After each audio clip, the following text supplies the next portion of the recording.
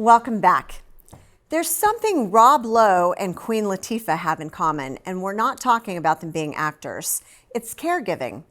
Rob Lowe, along with his brothers, cared for their mother, who had stage 4 breast cancer. And Queen Latifah cared for her late mother, who had a rare autoimmune disease. Money and fame may change resources, but it doesn't erase the emotional weight of caring for someone you love. Amy, how have celebrity voices helped bring caregiving out of the shadows and into a more honest public conversation? Hillary Clinton, we all knew Chelsea, we all knew her activities, but we didn't know that she was caring for her mother. And that made me sad for her.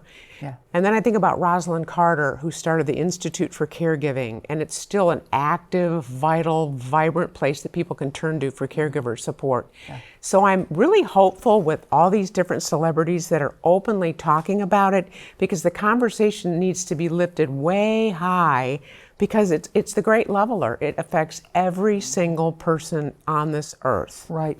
We heard about the pets in the White House, but we didn't hear about Hillary's mom. Yeah.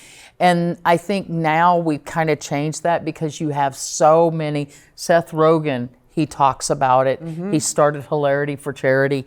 He and it was his mother-in-law, Bradley Cooper. There's so many more that are now saying, I want to be the voice to inspire, because we see the crisis that's happening. But then it seemed like it was more of just, I'm normally going to do this. It's my what I'm doing, and we're not talking about it. But now I think, shows like our own, right, and celebrities that are out there now bringing a voice to the voiceless. Yeah. And that's the family caregivers that are trying so hard. Doesn't matter how much money you have. Exactly. Even Jesse Jackson's family, Right. They are really bringing this conversation forward. I think people don't realize or recognize the impact that something has on someone until it happens to you. Right. Yeah, And that's right. the disease has no selection. I don't care if you're white, if you're black, if you're rich, if you're poor. Yep. You're fair game. Yeah. So it's a great way for people to begin to talk about it, because it affects everyone. Right. So we're getting ready for the largest population shift of all of human history, with the baby boomers all turning 65 by the year 2030. We have Gen X right behind. People 65 and older soon will outnumber those that are 18 and younger. So there's a lot of things happening, and these conversations have to be out there. And so all the people that are out there using their voices to podcast and writing books and going on news segments, it's so important, because this is what people need to know so they can grab those clues out there. Right. And they've got a voice and they've got a platform. Yep. And using that platform for good. I know Lisa Gibbons, she had Entertainment Tonight. She hosts our Rose Bowl Parade every year out in California.